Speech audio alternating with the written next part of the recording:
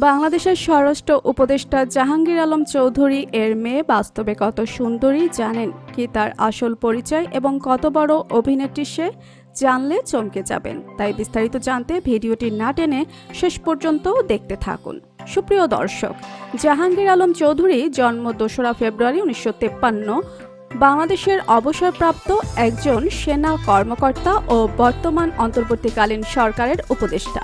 তিনি বাংলাদেশ সেনাবাহিনী থেকে 3 তারকা লেফটেন্যান্ট জেনারেল হিসেবে অবসর গ্রহণ করেন। তিনি ভারতের বর্ডার সিকিউরিটি ফোর্সের সাথে সংঘর্ষের সময় বাংলাদেশ রাইফেলসের প্রধান ছিলেন। লেফটেন্যান্ট জেনারেল মোহাম্মদ জাহাঙ্গীর আলম চৌধুরী বাংলাদেশ সামরিক একাডেমির প্রশিক্ষক ছিলেন। পরে তিনি ইন্টার সার্ভিসেস সিলেকশন বোর্ডে একটি গ্রুপ টেস্টিং অফিসার হিসেবে দায়িত্ব পালন করেন।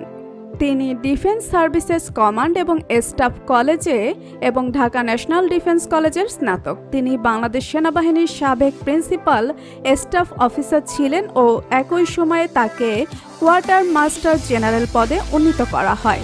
তাকে রাষ্ট্রপতির বাসভবন বঙ্গভবনে গিয়ে বাংলাদেশের রাষ্ট্রপতিকে জরুরি অবস্থা ঘোষণা করতে বলার কৃতিত্ব দেওয়া হয়, যে ঘটনা 2007 সালে সামরিক বাহিনীকে ক্ষমতায় আসে।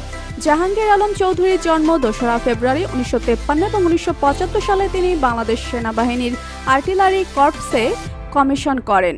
একজন গানার হিসেবে তার কর্মজীবনের শুরুতে তিনি কমান্ডিং 2 আর্টিলারি ব্রিগেডস এবং ফিল্ড আর্টিলারি রেজিমেন্ট সহ বিভিন্ন দায়িত্ব পালন করেন।